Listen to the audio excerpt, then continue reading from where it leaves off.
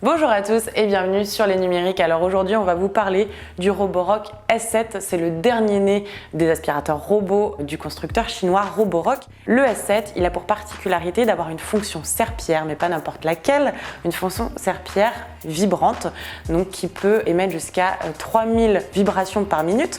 Et cette fonctionnalité, elle a pour but de vraiment éliminer les poussières incrustées sur le sol. Alors pour en savoir plus, on a dû effectuer la même procédure de test finalement que pour les laveurs de sol. Et donc pour cela, on a dû mettre sur le sol du rouge à lèvres, du carbone noir, de l'huile et puis une boisson gazeuse sucrée.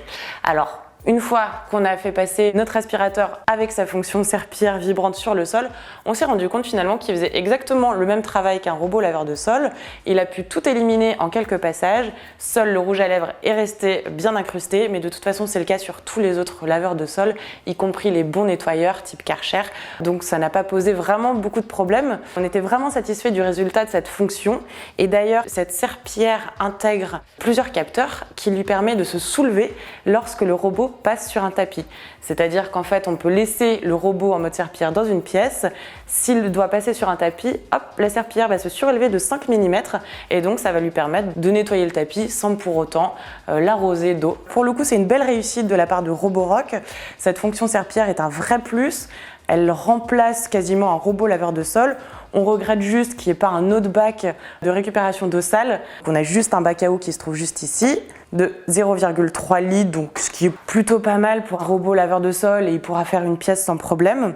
Outre cette fonction serpillière, on a bien sûr pléthore de modes que l'on retrouve aussi sur les autres aspirateurs robots, donc c'est-à-dire le télémètre laser qui va lui permettre de naviguer très méthodiquement. C'est un aspirateur qui n'oublie aucun recoin, qui passe bien dans toutes les pièces, mais attention, il est très lent. Donc il prend son temps, il n'oublie rien, mais il est vraiment très lent. Et en plus de ça, il est assez bruyant puisqu'il émet quand même 57 décibels lorsqu'il est sur le mode maximal. Donc forcément, quand on est dans la même pièce, c'est un petit peu bruyant, il vaut mieux être dehors et pour cela, on peut le programmer via l'application, etc. C'est pas un problème.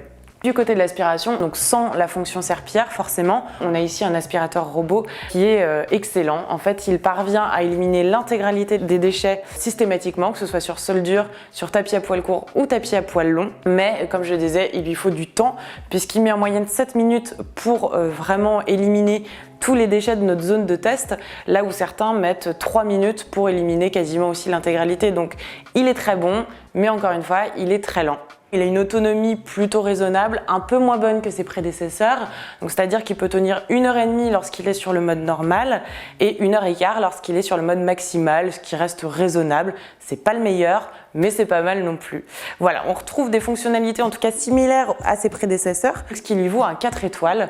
Un 4 étoiles parce que il est moins bon en autonomie et il a un niveau sonore assez élevé, mais il a une fonction serpillière qui est vraiment efficace et qu'on apprécie. Aujourd'hui, sur ce secteur, il y a peu d'aspirateurs robots qui ont un mode serpillière aussi efficace. Donc ça, c'est vraiment très appréciable. Pour 550 €, il se place vraiment parmi nos meilleurs aspirateurs robots.